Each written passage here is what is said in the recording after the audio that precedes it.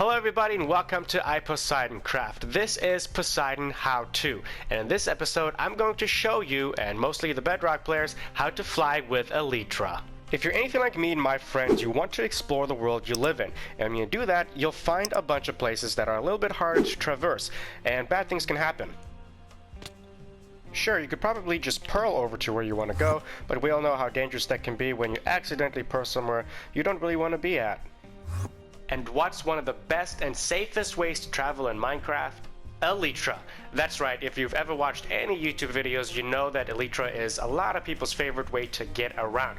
And if you're new to using Elytra, I'm going to show you some of the things that you can do to get better and master your skills, and then once you do, you can kind of go out and do your own thing. The first thing we're going to want to do is enchant our Elytra. The two books we're going to use are Unbreaking 3 and Mending 1. There's only one type of mending, so it really doesn't matter.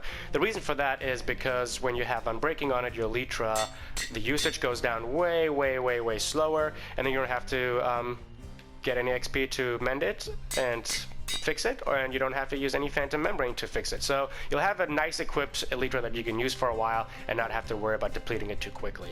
And while we're at it, we're going to take some boots and then put Feather Falling 4 on it. The reason we want to do that is because sometimes things can go wrong and you fall out of the sky, or you might hit something, or your Elytra might have gotten depleted without you noticing. So you want to have some kind of backup plan, and the boots is a great way to do that, because even, you know, from a distance like this, falling with Feather Falling does not kill you. It does barely any kind of damage. So falling from a good 100 blocks up is not going to make much of a difference, and it probably won't kill you. With that being said, I've got my boots, I've got my Elytra, and I got my rockets. This is Bedrock, so we can't put them into our left hand because we can't use our left hands, so we are going to have to actually use them just like we would use any other item. The best way to do it is just jump off a high place, push the action button, and push it again, holding it the second time, and then you just start floating. And then you can obviously, just like walking, swimming, and, you know, riding a horse, you maneuver through the air just like any other way.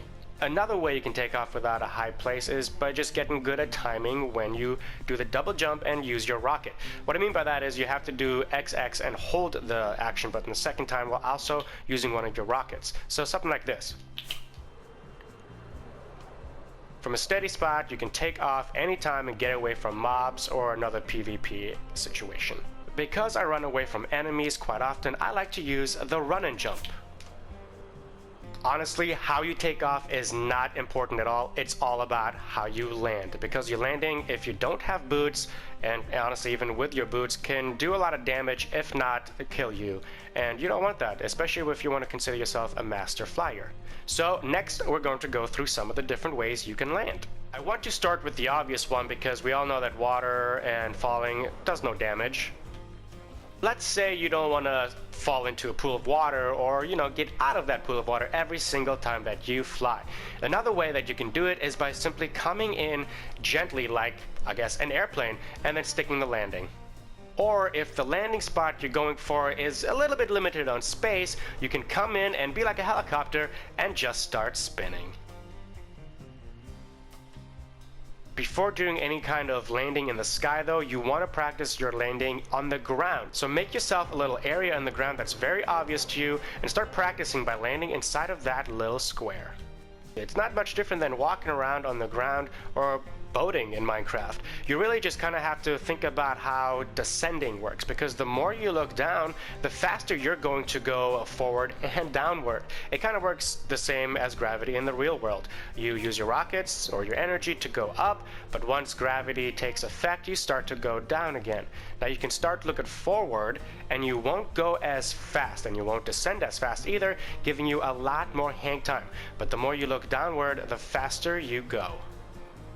Pro tip number 1, make potions. I'm going to take a fire resist potion for the Nether, and here is why. The Nether is a dangerous place, everybody knows that, and one of the reasons is lava. Oceans and oceans of lava. And when you adventure through the Nether, odds are you're bound to fall in at some point. And lava hurts. It's not good for you. Outside of the damage that it causes, well, it also burns things and they disappear forever.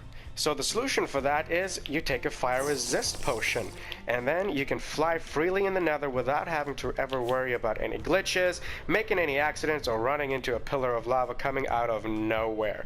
Hello, lava. And pro tip number 2 is bring yourself some slow falling potions when you're going to the end. Why? Because you fall slower.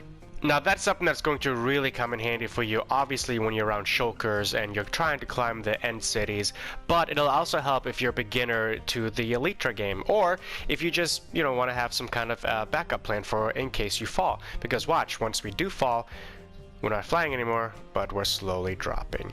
So it's a very, very good backup plan for when you are in the midair, in the end, to avoid falling down into the void. Take a slow falling potion. That's it for today's episode in Poseidon How To. I hope all you Bedrock players got some kind of help out of this and can glide in the nether and avoid the void, and lava in the nether and all the other places up in the overworld.